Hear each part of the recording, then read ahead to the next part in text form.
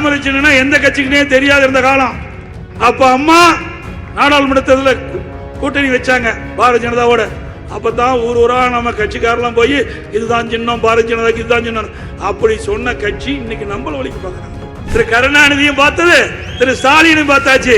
எத்தனையோ தலைவர்களை பார்த்து யாருக்கும் அஞ்சாமல், யாருக்கும் அடிமை இல்லாம துணிச்சலோடு ஒரு கவுன்சிலரா கூட முடியல, ஒரு எம்எல்ஏ முடியல, எம்பி முடியல, நீ இவ்வளவு வக்காலத்து வாங்கி அண்ணா திமுக ஒழிப்ப. பதவி வரும்போது பணிவு வர வேண்டும், பதவி வருகின்ற போது பணிவு வர வேண்டும். அது கூட இல்ல. தலை கருவத்தில் ஆடாதீங்க, இதெல்லாம் நிலைக்காது. என்றைக்குமே மற்றவர்களுக்கு மரியாதை கொடுத்து அதை திரும்ப பெற்றால்தான் மனிதனா பிறந்தவர்களுக்கு மரியாதை உண்டு. யாரு வேணாலும் பதவிக்கு வர முடியும். இங்கே இருப்பார், இங்கே வரலாம். இது அண்ணா திமுக கட்சியில மட்டும்தான் நடக்கும், வேற எந்த கட்சியிலும் நடக்காது. இது தலைவர் என்று நாம் சொல்லவில்லை. 2,06,00,000 தொண்டருக்கு உரிமை உள்ள கட்சி அண்ணா திமுக கட்சி. 98ல ஊர் ஊரா தாமரை சின்னம் இருக்குதுன்னு காட்டுதே அண்ணா திமுக தான். தாமரை சின்னம் எந்த கட்சிக்குனே தெரியாது இருந்த காலம். அப்ப அம்மா நாடாளுமன்றத்தில் கூட்டணி வச்சாங்க பாரதிய ஜனதாவோட. அப்பதான் ஊர் ஊரா நம்ம கட்சிக்காரெல்லாம் போய் இதுதான் சின்னம் பாரதிய ஜனதாக்கு இதுதான் சின்னம் அப்படி சொன்ன கட்சி இன்னைக்கு நம்மள வழிக்கு பார்க்கறாங்க. ஆக நீங்க எல்லாம் அப்பாயின்மெண்ட் ஆனவங்க. ஏன்னா மத்தியில் இருக்கிறவங்களுக்கு அப்பாயின்மெண்ட் ஆனதான் உங்க கட்சி, நீங்க தலைவரா இருப்பீங்க. ஏன்னா எப்ப வேணாலும் உங்க தலைவர் மாத்தலாம். ஆனா அனைத்து இந்திய அண்ணா திராவிட முன்னேற்ற கழகத்தில் உழைக்கின்றவர்கள் தலைவராக வர முடியும். நான் ஒரு கிளை செயலாளராக இருந்தேன். ஒன்றிய பொறுப்பு, மாவட்ட பொறுப்பு, மாநில பொறுப்பு, எம்எல்ஏ, எம்பி, மந்திரி, பிறகுதான் முதலமைச்சரான. ஆனா இங்கே உழைத்தால் ஏற்றம் பெறும். அங்கே டெல்லியில நினைச்சா தலைவராகலாம்.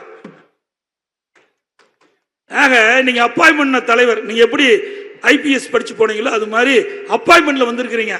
கொஞ்சம் கவனமா பேசுங்க. அண்ணா திமுக ஒரு மாதிரியான கட்சி, புரிஞ்சுக்கீங்க.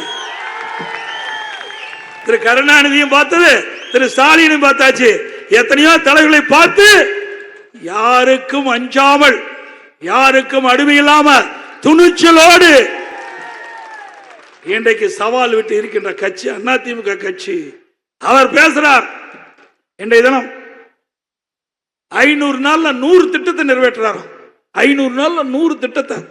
பொய்ய பொருந்துற மாதிரி பேசினா மெய்ய திருன்னு முழிக்குமா?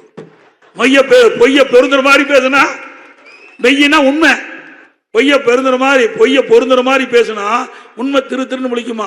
ஏ அப்பா, ஏற்கனவே 2021 520 அறிவிப்புகளை வெளியிட்டு அவர் நாட்டு மக்களை ஏமாற்றுறது பத்தாதுன்னு நீ வேற புழுகு மூட்டையை அவித்து விடுற.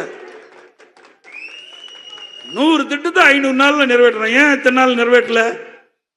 இப்ப இதுவரைக்கும் உனக்கு சான்ஸ் கிடைக்கலையா? ஒரு கவுன்சிலரா கூட முடியல, ஒரு எம்எல்ஏ முடியல, எம்பி முடியல, நீ இவ்வளவு வக்காலத்து வாங்கி அண்ணா திமுக ஒழிப்ப. எப்படிலாம் பேசுறீங்க பாரு. அதாவது பொன்மனச்செம்மல் புரட்சித்தில் ஒரு எம்ஜிஆர் ஒரு படத்துல பாடுவார், பதவி வரும்போது பணிவு வர வேண்டும், பதவி வருகின்ற போது பணிவு வர வேண்டும். அது கூட இல்ல. ஆக தலை கருவத்தில் ஆடாதீங்க, இதெல்லாம் நிலைக்காது. என்றைக்குமே மற்றவர்களுக்கு மரியாதை கொடுத்து அதை திரும்ப பெற்றால்தான் மனிதனா பிறந்தவர்களுக்கு மரியாதை உண்டு. அது அவங்கிட்ட கிடையாது. அதாவது இன்னொருத்தர் பேசுறார், பாரத பிரதமர் திரு மோடி அவர்கள் பேசுறார், வாரிசு அரசியலை ஒழிப்பேன் என்று. அவர் கூட்டணியில் இருக்குது யாரு? யாருங்க? பாட்டாளி மக்கள் கட்சி என்ன இருக்குது? அது வாரிசு அரசியல் தானே. ஆக உங்களோட சேர்ந்தா நல்லவர் ஆயிடுவாங்க, இல்லைன்னா கெட்டவர். அனைத்து இந்திய அண்ணா திராவிட முன்னேற்ற கழகத்தை பொறுத்த வரைக்கும் வாரிசு அரசியலுக்கு முற்றுப்புள்ளிக்க வைக்கின்ற தேர்தலாக இருக்க வேண்டும். நாட்டில் பிறந்த ஒவ்வொருவருக்கும் பதவிக்கு வர வேண்டும்.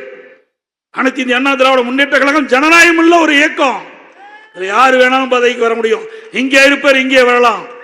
இது அண்ணா திமுக கட்சியில மட்டும்தான் நடக்கும், வேற எந்த கட்சியிலையும் நடக்காது. இல்லாட்டி நான் கிளை செயலாளர் ஆக முடியுமா? உங்ககிட்ட பேச முடியுமா? அண்ணா திமுக கட்சி ஒரு கட்சி இருக்கின்ற காரணத்தினால நான் பேசுறேன். இந்த வாய்ப்பை அண்ணா திமுக கொடுத்தது, நீங்க கொடுத்த கட்சிங்க, உங்க கட்சி. இது தலைவர் என்று நாம் சொல்லவில்லை. 2,06,00,000 தொண்டருக்கு உரிமை உள்ள கட்சி அண்ணா திமுக கட்சி. தொண்டன் தான் இந்த இயக்கத்திற்கு முதன்மையாக வர முடியும். அது அதிமுக மட்டும்தான் நடக்கும். எங்களை பார்த்து பேசுறாரு திரு அன்புமணி ராமதாஸ் அவர்கள். ஏதோ நம்மோட கூட்டணி வச்ச பிறகு ஐயோ ஐயோன்னு கெஞ்சி இடஒதுக்கீடு கேட்டாங்களாம். ஏங்க அந்த ஜீவோ மறுக்க முடியுமா? திரு அன்புமணி அவர்களே, மறுக்க முடியுமா? நாங்கள் தான் ஜீவோ போட்டோம். ஜாதி வாரி கணக்கெடுப்பு எடுப்பதற்கு நான் முதலமைச்சர் இருந்தபோது 2020ஆம் ஆண்டு டிசம்பர்ல நான் உத்தரவு போட்டிருக்கின்றேன். ஜீவோ நெட்டில் நீங்க எடுத்துக்கலாம், இணையங்கள்லாம் எடுத்துக்கலாம். இன்றைக்கு எல்லா ஜாதிக்கும், ஒரு ஜாதி கிடையாது, எல்லா ஜாதிகளுக்கும் ஜாதி வாரி கணக்கெடுப்பு எடுத்து அந்தந்த ஜாதி விகிதாச்சாரப்படி இடஒதுக்கீடு வழங்கப்படும். கொண்டு வந்தது நான். பேச மனம் இல்லை, பேச மனம் இல்லை. இப்ப யாரோட போய் கூட்டு சேர்ந்திருக்கிறாங்க? ஜாதி வாரி கணக்கெடுப்பு எடுக்க மாட்டோம் என்று கட்சியோட போய் நீ கூட்டு வச்சிருக்கிறீங்க. அப்ப எப்படி போய் இந்த கொள்கை நிறைவேற்ற முடியும்? சிந்திச்சு மக்களை எப்படி ஏமாற்றுகிறோம் என்பதை நீங்கள் எண்ணி பார்க்க வேண்டும். இதுபோன்ற செய்திகளை மேலும் தெரிந்து கொள்ள எங்களது யூடியூப், ஃபேஸ்புக் மற்றும் ட்விட்டர் ஆப்களை சப்ஸ்கிரைப் செய்யவும்.